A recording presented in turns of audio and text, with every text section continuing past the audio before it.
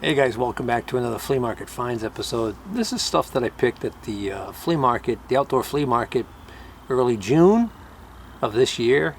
And it was a miserable rainy day. And if I knew it was going to rain that badly, I wouldn't have bothered driving all the way out there. But I was there. It was probably about a total of like maybe 7 dealers showed up. And there was actually quite a crowd of early birds there considering how rainy it was. So that was kind of a feeding frenzy, and I got next to nothing. So this is going to be short and sweet. So I got this junk here. The only stuff that is not in this pile that I bought that day is I did buy 2 air tools, a short 3/8 inch Husky branded air ratchet, and a little no-name air die grinder. Those 2 items I got for $10 for the pair, and I gave them to my son, and he brought them to work and tested them and oiled them up, and he said they seemed to work fine.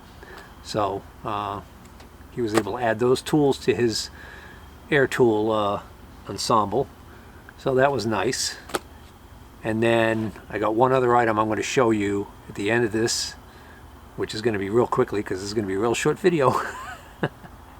Which if that ends up being a working item, then I did all right, and it may be what made it worthwhile drive out there.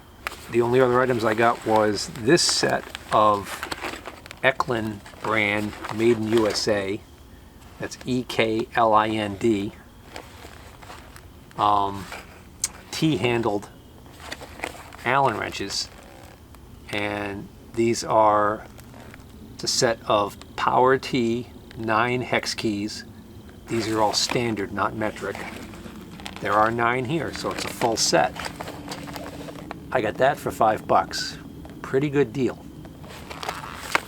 And then from the same guy, he had also this set, which is Husky, so cheaper. It's the ball ends. But what's nice about this set is it's what appears to be a complete set of standard and metric, all in one big happy family. Actually, I do see this is missing one.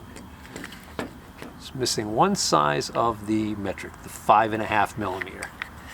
But I got that for $5. And then from the same gentleman, I believe it was from the same gentleman, I got this tape measure for $2. And the reason why I grabbed this tape measure, because it caught my eye, because it is a Brunnings Oseretsky test tape measure. American Guidance Service Incorporated, Circle Pines, Minnesota. Of motor proficiency, it says. So it's got all these zeros on one side, and then on the other side it's metric. So and then the little red numbers are meters. No, I don't know what those are for. It says 0 meters every, I don't know. So there you go. The metric tape measure that's able to go out to such a long distance is kind of interesting to me. So does anybody know what this would be used for? It seems like, because it's got this weird name, motor test of motor proficiency. What does it say? Yeah, test of motor proficiency. Just a weird tape measure. Actually, this looks like, now that I look at it, it looks like it's BRUININKS, Bruinings Oseretsky. Well, things you learn. So the Bruinings Oseretsky test of motor proficiency. So it's a test of motor proficiency, in other words, motor skills, movement, things like that in people. So it's a test that's designed for ages 4 to 21 years of old. The purpose is to assess fine and gross motor skills. The application is physical therapy, adaptive physical exercise, and science. So apparently this tape measure would have been part of a kit that you would have with all different kinds of tests you could administer to a test subject to ascertain their motor skills proficiency. So I don't know if it's going to have much application for me. I don't see why you can't use it as just a regular old metric tape measure. What the heck is this thing? What is the scale this is in? Because this distance from my finger to my thumb here is not 10 millimeters. By the looks of it, it's 100 millimeters. In other words, halfway between here and here is right there. It looks like 50 millimeters. So each one of these little tiny divisions here is 1 millimeter. I don't know if anybody's going to want that. So guys, this big thing right here is what I'm hoping is going to save the day. I picked this up for 15 bucks as is, and what it is it's a power amplifying head for use with like a band. So it has all of these microphone jacks, these XLR microphone jacks over here, and each one of these jacks has its own bay of knobs to affect the sound going in. So it acts like a mixing board with a built-in power amp, and it also has some effects built into it. And this is made by the fine folks at apparently Europower is the name of the company, which is funny because when I hear Euro, other than European, can't think of too many other words that come to mind that have Euro in them. I've heard of Euro trash, and that's what this may very well be. I don't know yet. So I only paid 15 bucks for it because there's a very high probability that this might not work at all. So let me just show you the back real quick. So there you go, Europower. Apparently this is a model PMP 2000. Over here it says Behringer with an ear logo, Behringer.com. So that must be the manufacturer. Okay, so it's a Behringer Europower model PMP 2000. It says conceived and designed by Behringer of Germany, but then made in China. According to this, it has thermal protection built into it, so if these cooling vents are blocked and it overheats, it's supposed to shut the unit down. It is capable of 225 watts at 8 ohms. That's in stereo, so that must be per channel.